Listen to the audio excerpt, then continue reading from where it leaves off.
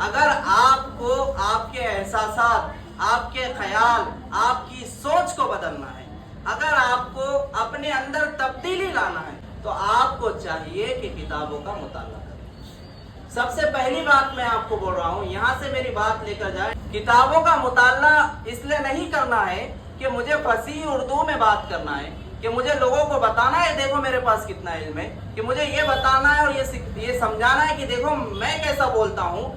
اس لیے کتابوں کا مطالعہ نہیں کرنا ہے۔ کتابوں کا مطالعہ مجھے اپنی سوچ بدلنے کے لیے کرنا ہے، کتابوں کا مطالعہ مجھے اپنے خیالات بدلنے کے لیے کرنا ہے، کیونکہ جو انسان جتنی کتابیں پڑھے گا وہ اس کی شخصیت میں اتنا نکھار آتے جائے گا۔ جو انسان جتنی کتابیں پڑھے گا وہ انسان اتنا ابھرتا جائے گا۔